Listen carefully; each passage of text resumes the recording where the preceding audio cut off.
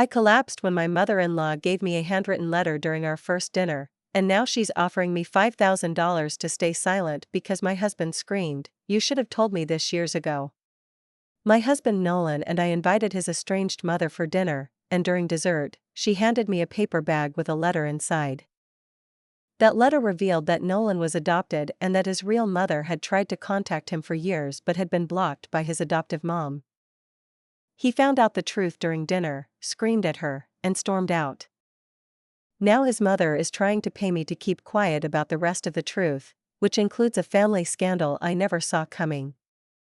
"I don't even know who I am anymore," Nolan said, staring out of our kitchen window, gripping a cold mug of coffee he hadn't touched in hours. I stood behind him, arms crossed, watching the dog chew on its toy in the corner of the room, pretending I wasn't falling apart from the inside out. "You're still you," I whispered. "This doesn't change everything." He turned to face me, eyes raw. "Doesn't it? Nolan and I have been married for 4 years, together for almost 7. We live in Alexandria, Virginia, in a quiet townhouse that we bought during the peak of the housing craze. I'm a librarian, public school, Fairfax County. Nolan's a high school counselor. We met at a district education conference over lukewarm coffee and a shared frustration about budget cuts. Fell into conversation, then into companionship, and eventually love. We both came from complicated family backgrounds. Mine was full of love but also loss. My parents passed away within a year of each other before I turned 30. Nolan's situation was a bit more ambiguous. He always said he didn't have much of a family. His father died when he was in high school, and his relationship with his mother, Diane, was distant at best. That's how he always phrased it. I only met Diane once before we got married. It was a short meeting. She was passing through D.C. and stopped by a cafe for a quick hello. She was polite, formal, and hard to read. I remember leaving that meeting feeling like I'd been interviewed for a job I wasn't going to get. When she reached out months ago asking to finally come over for dinner, after all these years, I encouraged it. Nolan was hesitant, but I told him it might be good. That sometimes people mellow with age, that maybe she wanted to reconnect. "I don't know," he had said. "She's not like other moms." But we agreed. I took time off to plan the evening. I cooked all afternoon. I lit candles. I even used the cloth napkins that only come out when we're trying to impress someone. I wanted her to feel welcome, maybe even loved. Maybe, selfishly, I wanted to fix something that I didn't understand was broken beyond repair. She arrived right on time, perfectly put together, in a charcoal gray coat, her silver hair swept up in a clip. She brought a bottle of red wine and a small paper bag, folded neatly at the top. "This is for you," she said to me, pushing the bag into my hands. "Please open it after dinner."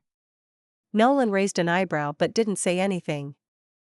He had that expression he gets when he's trying to suppress a bad memory, tight jaw, polite smile, eyes slightly unfocused. Dinner was strained but not terrible. Diane made surface-level conversation, asked about my job, the neighborhood, our plans for summer. She barely looked at Nolan. He didn't push it. After dessert, Nolan got up to walk our dog, Marty. Diane stayed at the table while I cleared the plates. I was halfway into the kitchen when I remembered the paper bag. I opened it, thinking it might be a recipe or maybe something sentimental, a photo, perhaps. It was a letter. A handwritten letter, folded carefully, yellowed with age. I sat down and read it in silence. At first, I didn't really understand what I was looking at. The cursive was neat, deliberate. It was dated November 12, 1991. It was addressed to Diane. And then I saw the first sentence. "Please take care of him, Diane. I have no choice but to let him go." I read it again. Then again. It was from Nolan's birth mother. The letter went on to explain that she was terrified to raise a child alone, especially with no support and no money. She knew Diane and her husband could provide for the baby. But she also made it clear, crystal clear, that she wanted to be involved someday. That she wanted Nolan to know who she was when he was old enough. It was a goodbye, but not a permanent one. She even listed a few contact details at the bottom. A phone number. An address in Richmond. AP. O Box. I felt like I'd been hit by a truck. Diane sat across from me, watching. I didn't say anything. I couldn't. When Nolan came back through the door a few minutes later, I stood up and handed him the letter without a word. He read it standing in the middle of the kitchen. His lips moved silently as he scanned the page. Then he read it again. And then he screamed. "You should have told me this years ago." His voice cracked halfway through the sentence. I'd never heard him yell like that. Diane flinched but didn't argue. She just sat there like she expected this. He stormed out. Didn't even take his coat. That night, he didn't come home. The next morning, I found the letter still on the kitchen counter, slightly wrinkled from the grip of his hands. I spent the day calling him, texting him, checking his location through the Find My app. He was moving around, but he wasn't answering. I felt like I was intruding on a moment that wasn't mine. I was just the middleman in a decades-old drama I hadn't signed up for. By the third day, I got a knock at the door. It was Diane. I almost didn't open it. But she looked so defeated. The same woman who had walked in confidently with her pearls and her perfect posture now looked smaller, older. She held out a brown envelope. "I need to talk to you," she said. I let her in. We sat on the couch. She slid the envelope across the coffee table. I opened it. A check. $5,000. "To help with fallout," she said vaguely. I stared at it like it might burst into flames. "You think this makes up for what you did?" She didn't flinch. "I think it helps if you understand the full story." "What full story?" She inhaled slowly. His birth mother. Pauline, she wasn't just some random girl. She worked at the same company as my husband. Your father-in-law. She paused, watching my face. They had an affair. Nolan is his. The room fell silent. I whispered, "So you raised him, because you couldn't stand the scandal?" "Because I had to. And because I couldn't let that woman take him. She wanted him to have a relationship with both of us. But I knew that would never work. And you kept all this from him." She looked away. I thought I was protecting him. That word again, protection. So many people make terrible decisions under the illusion that they're protecting someone. But really, they're just protecting themselves from shame, judgment, and consequences. I told her to leave. I didn't take the check. I didn't tell Nolan right away. When he finally came home a few days later, he looked like a ghost. His eyes were hollow. His hair was unwashed. He sat at the kitchen table in the same clothes he'd left in. He didn't say much. Just that he wanted to go to Richmond. That he had to see for himself. He found an address among the papers Diane had given me. I told him I'd go with him. We didn't talk much during the drive. Just silence, broken occasionally by GPS directions. We pulled into a quiet street lined with red brick houses and old oak trees. He got out and stood there for a long time before knocking on the door. An older woman answered. Her eyes went wide. She didn't say his name. Just reached for the doorframe like she might faint. "I always wondered if you'd come," she whispered. Then she started to cry. We stepped inside Pauline's home slowly, like walking into a memory that didn't belong to us. The house was modest but warm, clearly lived in. There were framed photos on every surface, some faded with age, others newer. I noticed a few with kids that didn't look like Nolan, probably nieces or nephews. But none with Nolan. Not even as a baby. She ushered us into a small living room with mismatched furniture and a quilt thrown over the back of the couch. Nolan sat stiffly at the edge of an armchair, elbows on his knees, eyes locked on the floor. "I wasn't sure this day would ever come," Pauline said softly, sitting across from him. Her voice trembled, but she didn't try to hug him, didn't reach out. She just looked at him like he was something she'd imagined for so long, she wasn't sure he was real. "I found the letter," Nolan said quietly. "The one you wrote to Diane."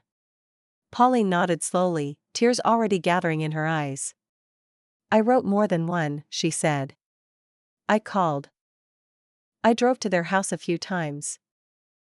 Once I even left a stuffed bear on the porch." Nolan looked up, stunned. "She never told me." "She threatened me," Pauline said. "Told me if I kept showing up, she'd have me arrested. Said it would confuse you. That it would mess up your life. And I didn't have any rights. I signed them away." I sat there, my hands clenched together, wishing I could absorb some of the pain for him. But this was a wound that didn't belong to me. All I could do was bear witness. "I thought about you every day," Pauline continued. "On your birthdays. During graduations I wasn't at. Every time I passed a boy who looked like you might have looked." "Why didn't you fight harder?" he asked, his voice breaking for the first time. She flinched at that. "Because I was young. Alone. I didn't know how. And because part of me believed her, that maybe I didn't deserve to be your mother if I couldn't protect you from the start." No one spoke after that for a long time. Eventually, Nolan stood and walked over to the mantel where more pictures sat. He picked one up, stared at it, then set it back down with shaking hands. "I have so many questions," he said. "You can ask me anything," Pauline replied instantly. "You always could." On the drive back to Alexandria, we didn't turn on the radio. Nolan stared out the window most of the time. Once, he asked, "Do you think I'm like her?" I knew he meant Diane. But I paused before answering. "I think, you're trying to not be." He nodded, just once. Back at home, he showered and went straight to bed without dinner. I sat at the kitchen table long after he'd gone upstairs, staring at the letter again. The ink had faded slightly near the edges, and the creases were deep from all the folding and refolding. It felt like holding a relic from another timeline, one that never got to happen.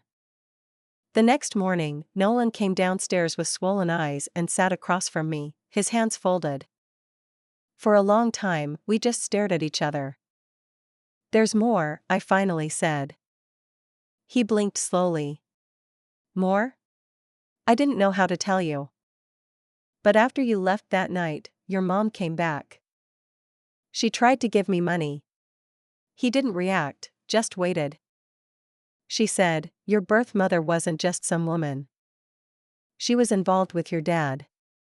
Nolan closed his eyes, but not in surprise. "In confirmation." "I guessed," he said. "You did?" He nodded. "I think I always knew there was more to it. Just couldn't ever get close enough to the truth." "What do you want to do?" "I don't know," he admitted.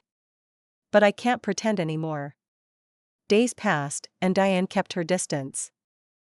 She didn't call, didn't send another letter. The silence felt strategic, like she was hoping it would all just settle into dust. But something had changed in Nolan. He stopped glossing over things. He became quieter, more internal, but also more direct in small ways. He asked more questions. He called Pauline again. He started looking into therapy. One night, he sat beside me in bed, scrolling through his phone in the dark, then turned and asked, "Would you hate me if I said I don't think I can forgive her?" "No," I said. "But I'd be sad for you." He looked at me for a long moment, then set his phone down and turned off the light. We didn't fall asleep right away. We just laid there, listening to each other breathe. A week later, we received a certified envelope in the mail from Diane. Inside was a longer letter. Typed, this time. Formal. Like a confession and a justification all at once. She explained her side again, tried to reframe her actions as love, as necessity. She said she knew we had gone to Richmond. That she hoped we wouldn't be poisoned by bitterness. But the last paragraph was the one that gutted me. She asked Nolan not to forget her. Please remember that I was the one who raised you. Who put you through school. Who packed your lunches and stayed up with you when you had pneumonia in 8th grade. It was both a plea and a manipulation. A reminder of her role. A subtle claim to ownership. Nolan read it in silence, then folded the letter and tucked it back in the envelope. He didn't say much about it after that. But that night, he didn't mention her name once. We're still trying to figure things out. He's gone to Richmond 2 more times, always by himself. I didn't take it personally. I think he needs space to process it without me attached to it. Sometimes we talk about it. Sometimes we don't. But every so often, he'll glance at me when we're watching TV or folding laundry and say something like, I never thought this would be my story. And I'll remind him gently, it's just part of your story. Not the whole thing. Not anymore. The third time Nolan went to Richmond, he stayed overnight. It was the first time since everything happened that we'd spent a night apart, not because of work or travel, but because of something heavier, something emotional. Before he left, he didn't say much. Just packed a small duffel, kissed me on the forehead, and said, I'll call you tomorrow. He didn't. Not that day, not the next. By the time he got home Sunday evening, I was sitting on the front steps with a blanket wrapped around me, pretending I wasn't watching the driveway every 10 minutes. When he pulled in, I stood up too fast. He got out of the car slowly, his eyes red but not from crying.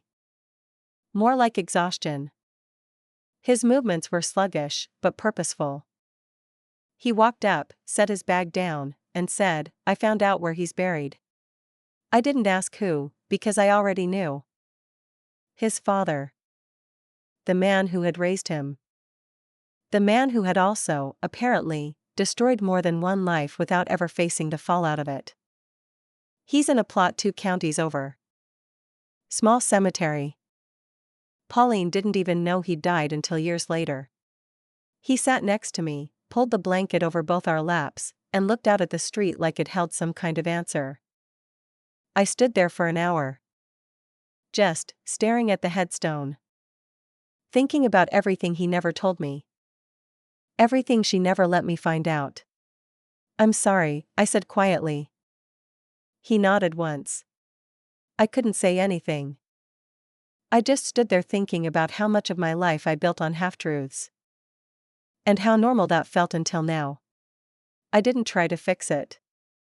I didn't tell him it was going to be okay.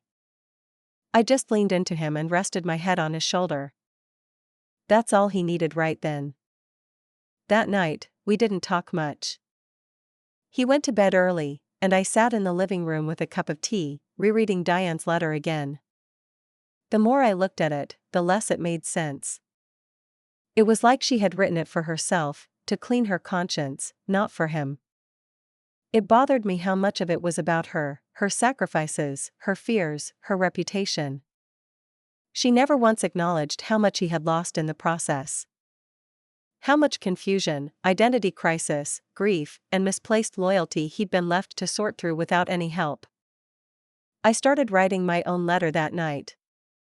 Not to Diane, not to Nolan, just to myself. Trying to make sense of everything I had absorbed over the past few weeks. What it meant to be a partner to someone whose foundation had been completely rewritten. What it meant to support someone through the slow unspooling of a narrative that was never theirs to write in the first place. As time went on, Nolan started asking more specific questions. About the timeline. About things he remembered from childhood, why Diane never talked about family, why she was always so controlling, why every question about where he came from was met with vague answers. She always told me we didn't have any cousins, he said once.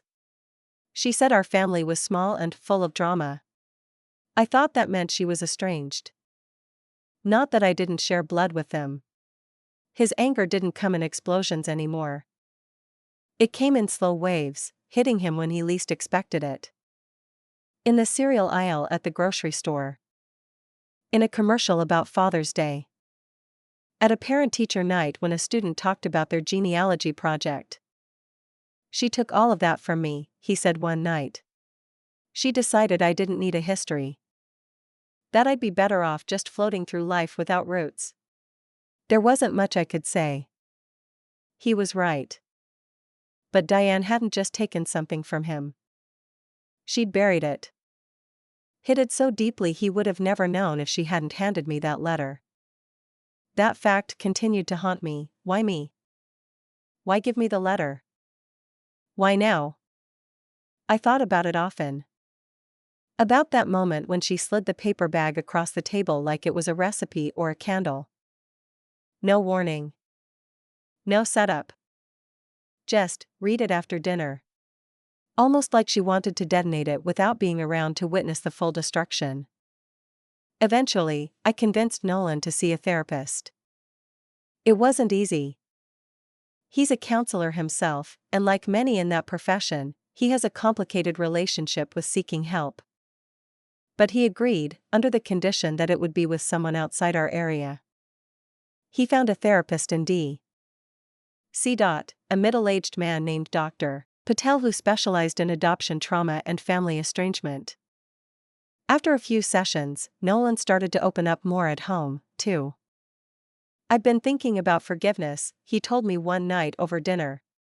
Not because she deserves it. But because I want to stop carrying this thing she handed me. I think that's healthy, I said. He paused, fork in midair. But I don't know if I'll get there. Every time I try to let it go, I remember how easily she let me grow up without knowing who I am. He didn't need an answer. I didn't try to give one. Some wounds just need space to breathe. It was around that time that Diane started sending letters again. Small ones. Cards, mostly. Holidays. Birthdays. Short, formal notes with platitudes like, thinking of you always and hope you're doing well. He never responded. Just stacked them, unopened, in the back of the kitchen drawer where we keep batteries and old warranties. One afternoon, I found him sitting at the dining table with all the envelopes in front of him. Do you want to read them? I asked. No, he said. I just want to know if she ever says she's sorry. We opened one. Then two. There were nice words. There were memories. There were updates about her garden and her health. But there was no I'm sorry. Not once. Weeks passed. Then months. Pauline started texting occasionally. Short updates. A photo here and there. Nolan responded slowly, carefully. He didn't call her mom, and I think she respected that. There was no pressure. Just gentle consistency. One Sunday morning, she sent a picture of a painting Nolan had done in elementary school. She'd kept it. Somehow. He stared at it for a long time. Then saved it to his phone without saying anything. Later that evening, he asked if we could go back to Richmond the following weekend. Just for a few hours. I agreed. I didn't ask why. I already knew. The following weekend, we made the drive back to Richmond. The trees were just beginning to bud, little green flags of spring fluttering in the breeze. It was quiet in the car, but not the same kind of silence we'd shared months before. This was lighter. Focused. We didn't go straight to Pauline's house. Instead, Nolan asked me to stop by a UPS store just outside the city. He carried in a manila envelope under his arm and came back out 10 minutes later, calm and steady. What was that? I asked. Something overdue, he said. We reached Pauline's house just before noon. She had sandwiches ready and a folder on the table filled with old photos she'd recently dug up. They talked more easily now. Nolan smiled more. He asked questions. Told her about childhood moments, trying to see them with new context. I could see the space between them beginning to close, tentatively, but genuinely. When we left, she hugged him. He didn't pull away. On the drive home, he finally told me what was in the envelope. A certified letter, he said. To Diane. From me. I looked over, surprised. What kind of letter? He exhaled through his nose. The kind that lets her know I'm not angry anymore. But that I'm done. There was a pause. I told her I know everything. About the adoption. The affair. About all the lies. I told her she succeeded, she got what she wanted. She raised me. Controlled everything I knew about myself. But I'm taking the story back now. He looked over at me briefly, then back to the road. I told her not to contact me again. Not through cards. Not through checks. Not through you. Was that the revenge? I asked quietly. No, he said. That came later. I raised an eyebrow. She volunteers at that Heritage Society in Burlington, right? The one that archives local family histories? Yeah. I sent them a formal record correction, he said, lips curving slightly. I submitted the full story. Birth records. Letters. Dates. Her maiden name. My birth mother's name. I even included a photo of Pauline and me. I blinked. Wait, what? They update local genealogies online and in the community books they sell to libraries, he explained. She spent the last decade curating her version of the past. I just gave them the truth. I stared at him. She'll see it eventually, he added. Maybe while showing someone around the archive room. Maybe flipping through the book she helped edit. Either way, she'll find it. And she'll know that her silence didn't win. I couldn't help it, I laughed. Not loudly. Just this quiet, stunned laugh that came from deep in my chest. That's surgical, I said. I mean, it's actually elegant. He smiled a little more then. She built her life on erasing people. Thought she'd buried Pauline permanently. Thought I'd never find out. She doesn't get to keep that version anymore. The rest of the ride passed like a long exhale. We didn't hear from Diane after that. No calls. No notes. No attempts to argue or explain. Just silence. And for once, it didn't feel manipulative or strategic. It felt like the closing of a door. A few months later, Nolan received a letter, not from Diane, but from the Heritage Society. A polite acknowledgement that his submitted revisions had been reviewed and accepted. They'd included a thank you for clarifying important historical information and even offered him a free copy of the revised edition of the Burlington Family Registry. He didn't frame it. He didn't put it on a shelf. He slid it into a drawer in the study. But that night, he poured us each a glass of wine and raised his. To truth, he said. And to quiet revenge, I added. We clinked glasses. Things are different now, but not broken. Nolan still sees Dr. Patel. He's closer to Pauline than ever. They've started a slow process of building a new version of a mother-son relationship, without pretending, without rewriting the past. And us? We're good. Stronger, actually. The kind of strength that comes from surviving something no one sees coming and still choosing each other after the dust settles.